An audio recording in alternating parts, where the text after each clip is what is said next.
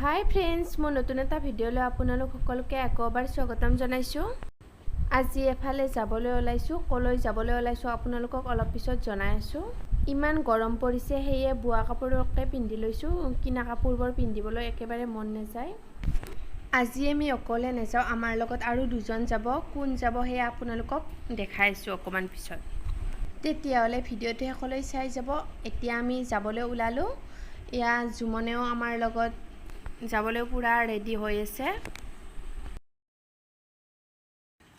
এয়া আমি গাড়ীত উঠিলোঁ যাবলৈ, আৰু এয়া আমাৰ লগত যাবলৈ ওলাইছে হাজবেণ্ডৰ বিজনেছৰ ছাৰ এজন আৰু তেখেতৰ বাইদেউজনী। আমি দুইজনীয়ে পিছত বহিছোঁ আৰু হাজবেণ্ড আৰু ছাৰজন আগত বহিছে। আজি আমি গৈ আছোঁ নলবাৰীলৈ। হাজবেণ্ডে এটা সৰুকৈ পাৰ্টি দিব, সেয়ে আমি এখন হোটেললৈ গৈ আছোঁ।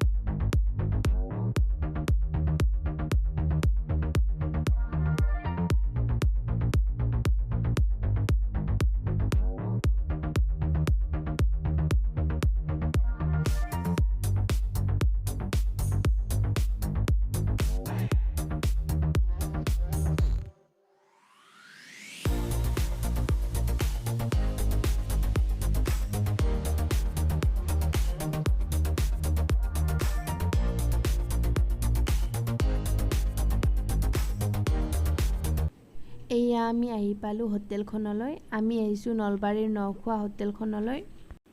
ইয়াৰে ভিতৰৰ পৰিৱেশটো বহুত বেছিয়ে ধুনীয়া। আমি এতিয়া গৈ আছোঁ ভিতৰলৈ। মই ইয়ালৈ আহিছিলোঁ এবাৰ, আজি ছেকেণ্ড টাইম আহিছোঁ। মেডিকেলত আহোঁতে হাজবেণ্ডৰ লগত আহিছিলোঁ এদিন ইয়াত। এয়া চাওকচোন, ইয়াৰে ভিতৰৰ পৰিৱেশটো ইমান ধুনীয়া, ইমান ধুনীয়াকৈ ডিচিপ্লিন কৰি ৰাখিছে। এতিয়ালৈ মানুহ অহা নাই, আমি আহিছোঁ ফাৰ্ষ্ট।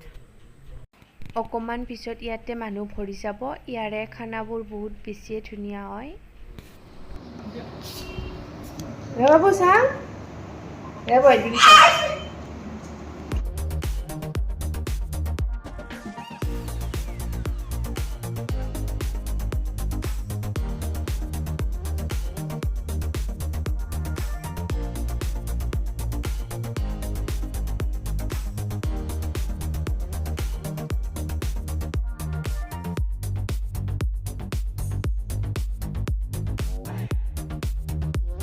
এয়া আমাৰ থালিখন ৰেডি হৈ গৈছে। আলু পিটিকা, পাপৰ ভাজা, নেমু টেঙা, চাটনি, ঢেঁকীয়া ভাজা, খাৰ, ৰঙালাও বেচন দি ভাজা, চব্জি, মাহৰ দালি আৰু বটা, আৰু এখন ধনিয়া বটাও আছে, পাপৰ ভাজা, আলু পিটিকা, 2 বিধ বটা দিছে, আৰু মাংসটো এক্সট্ৰাকৈ লৈছোঁ আমি, আৰু মচুৰ দালি, মাহৰ দালি, এনেকৈ বহুত কিবা কিবি দি দিছে, 10 বিধমান।